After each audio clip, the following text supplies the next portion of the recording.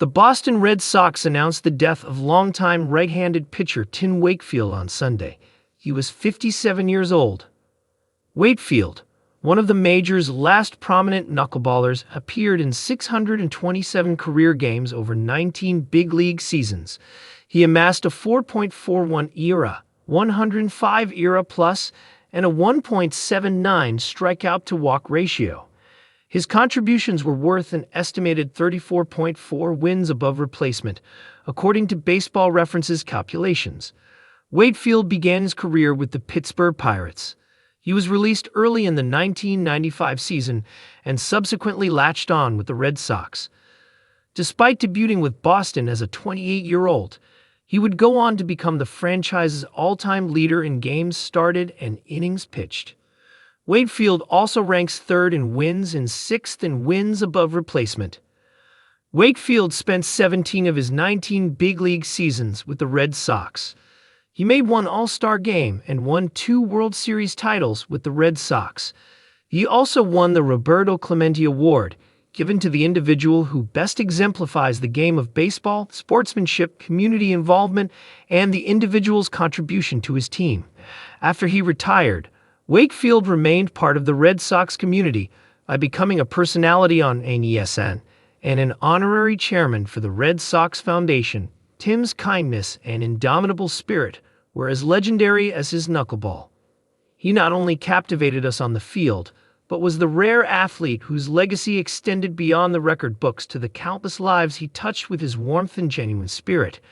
Red Sox owner John Henry said in a statement, "He had a remarkable ability to uplift, inspire, and connect with others in a way that showed us the true definition of greatness.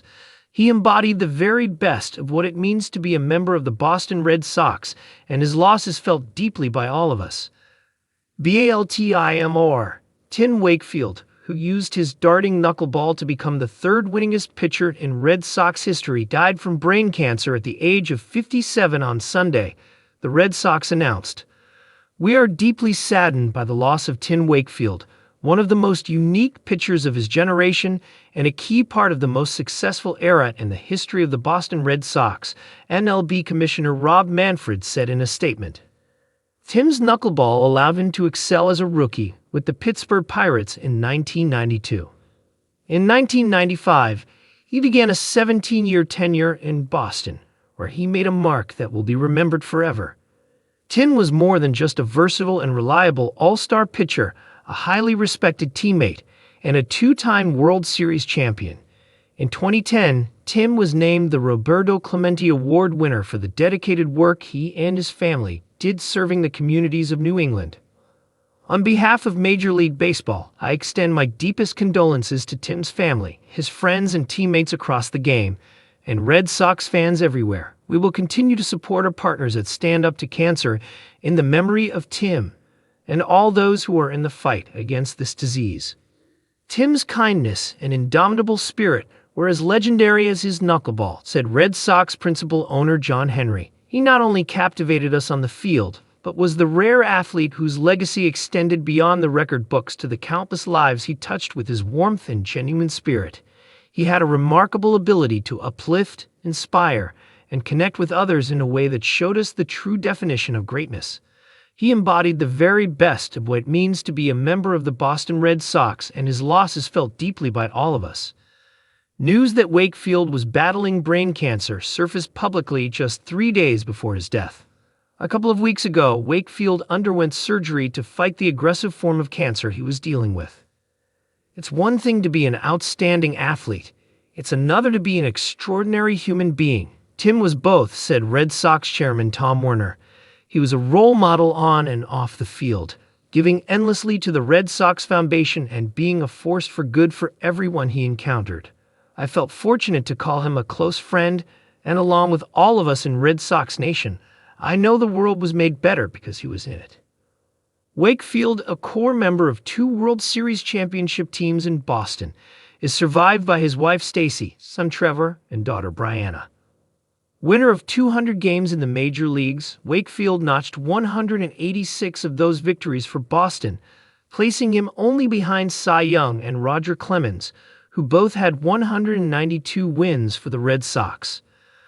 Wakefield was known as a selfless teammate and the consummate professional, and was an active community member in his playing days, and just as much personality to shine even brighter than their illustrious career, said Red Sox president and CEO Sam Kennedy. Tin was undeniably an exceptional pitcher, but what truly set him apart was the ease with which he connected with people. He was an extraordinary pitcher, an incredible broadcaster, and someone who exemplified every humanitarian quality in the dictionary. I will miss my friend more than anything and can only aspire to live as genuinely and honorably as he did. Indicated into the Red Sox Hall of Fame in 2016, it was stunning to see all Wakefield accomplished given where he was at in his career when he was signed by the team. The righty, who starred for the Pirates in the 1992 National League Championship Series against the Braves, was released by the Pittsburgh Pirates on April 20, 1995. Any team could have picked him up. The Red Sox, led by general manager Dan Duquette, signed him 6 days later. After regaining his groove in the minor leagues for a couple of months, Wakefield started his tenure with the Red Sox with one of the most dazzling runs in team history. In his first 17 starts for Boston, Wakefield went 14-1 with a 1.65 ERA for a team that won the American League East. He showed he was a different breed right out of the gate, pitching 7 magnificent innings in his debut for the team in Anaheim, and then coming back for 7 1/3 shutout innings at Oakland just 3 days later. Wakefield pitched 19 major league seasons, 17 of them for the Red Sox. In 2009, Wakefield became an all-star for the first time when he was selected to the team by then-Rays manager Joe Maddon. Wakefield was a member of 9 postseason teams during his time with the Red Sox, most notably for the 2004 and 07 World Series champs.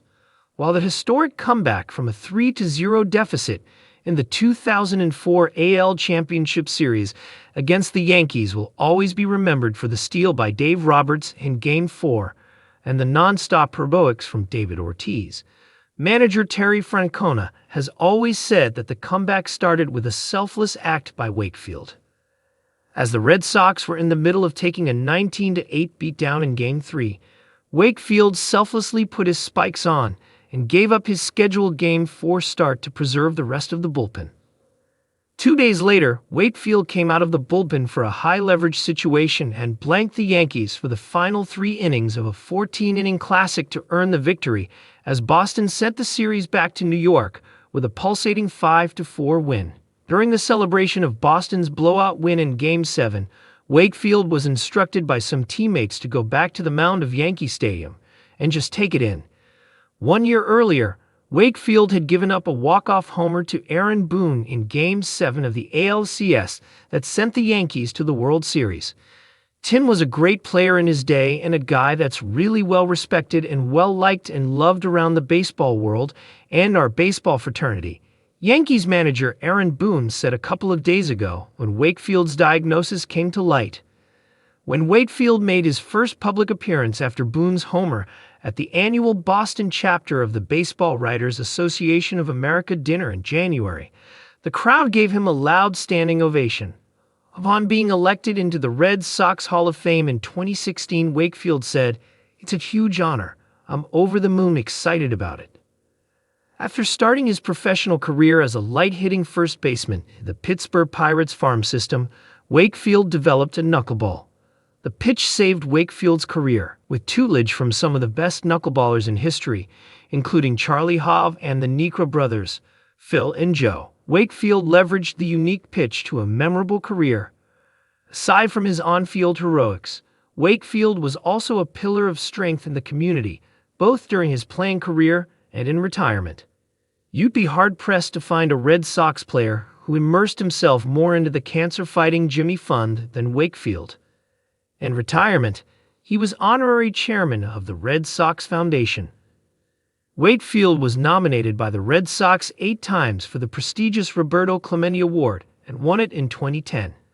That award is given annually to the player in MLB who best represents baseball through extraordinary character, community involvement, philanthropy, and positive contributions, both on and off the field. Boaston, AP, Tim Wakefield, the knuckleballing workhorse of the Red Sox pitching staff who bounced back after giving up a season-ending home run to the Yankees in the 2003 playoffs to help Boston win its curse-busting World Series title the following year, has died. He was 57. The Red Sox announced his death in a statement Sunday that detailed not only his baseball statistics, who outed the illness on a podcast last week, drawing an outpouring of support for Wakefield. The Red Sox confirmed an illness at the time but did not elaborate, saying Wakefield had requested privacy. It's one thing to be an outstanding athlete. It's another to be an extraordinary human being. Tim was both, Red Sox chairman Tom Werner said in the team's statement. I know the world was made better because he was in it. The news brought condolences from Baseball Commissioner Rob Manfred and Players Association President Tony Clark, a former teammate, from Massachusetts Gov. Maura Healey and her predecessor, current NCAA President Charlie Baker, and from teams and players around the majors. Mariners pitcher George Kirby even broke out a knuckleball Seattle's game against Texas. The Red Sox released a tribute video on X, formerly known as Twitter. Ex-catcher Jason Varitek fought back tears as he told reporters, I don't know if I have to tell you anything. I think I'm showing it. Boston manager Alex Cora had all his players in the dugout wearing their jerseys without jackets or overshirts in the season finale against Baltimore, so they could represent the uniform proudly. We lost a brother, a teammate, a family member, Cora said. One of the best teammates I ever had. All the guys I played with, nobody wore his jersey with more pride than Tim Wakefield. Drafted by the Pittsburgh Pirates as a first baseman who set home run records in college, Wakefield converted to pitcher after mastering the knuckleball in the minor leagues. Relying on the old-timey pitch that had largely fallen into disuse, he went on to win 200 major league games, including 186 with the Red Sox, behind only Cy Young and Roger Clemens in franchise history. Wakefield won the Roberto Clemente Award for Sportsmanship and Community Involvement in 2010, and was the Red Sox nominee 7 other times. He was the team's first Jimmy Fund captain, visiting with patients and raising funds for the childhood cancer charity, and the honorary chairman of the Red Sox Foundation. He was a great man who will be dearly missed, the Pirates said. But it was Wakefield's role in the Red Sox-Yankees rivalry of the early 2000s that turned him into a fan favorite whose impact went far beyond his numbers. After New York rallied to tie Game 7 of the 0-3 AL Championship Series, Wakefield came on in relief in the 11th inning, and Aaron Boone hit his first pitch for a walk-off home run to end Boston's season and extend a World Series drought that stretched back to 1918. The following October, with the Red Sox season again at risk against the Yankees in the ALCS, Wakefield sacrificed his Game 4 start to pitch in relief in a Game 3 blowout, saving the bullpen for the rest of the series. Boston lost 19-8 to fall behind 3-0, but rallied with 4 straight wins, with Wakefield getting 9 outs in extra innings of Game 5 to set up David Ortiz to win it in the 14th.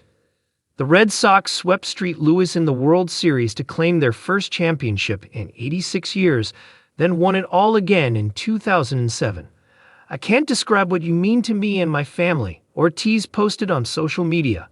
My heart is broken right now because we'll never be able to replace a brother and a friend like you. Rest in peace, my brother. Guardians manager Terry Francona, who led Boston's 2 championship teams, was in Detroit preparing for his retirement send-off when he heard about Wakefield. It's just like I got kicked in the stomach, Francona said. Boone, who is now the Yankees manager, also said he was broken-hearted. Ah, man, just my heart goes out to their family, he said. My thoughts to all the Red Sox organization, but also around baseball, where Tim was beloved. Obviously, a sad day. Wakefield was 11-3 when he made his only All-Star game in 2009, becoming the second oldest player, to Satchel Paige, ever selected to his first All-Star game. Wakefield was the oldest player in baseball at 45 when he earned his 200th win in September of 2011, retiring his final 6 batters. He announced his retirement the following spring training, 7 wins short of breaking the franchise record for wins held by Clemens and Young. I'm still a competitor, But ultimately, I think this is what's best for the Red Sox, he said at the time. I think this is what's best for my family. And to be honest with you, 7 wins isn't going to make me a different person or a better man. An 8th-round Pittsburgh draft pick in 1988, Wakefield converted to a pitcher 2 years later in an effort to revive his chances of making the majors. He got his call-up midway through the 1992 season and went 8-1, finishing 3rd in the NL Rookie of the Year voting.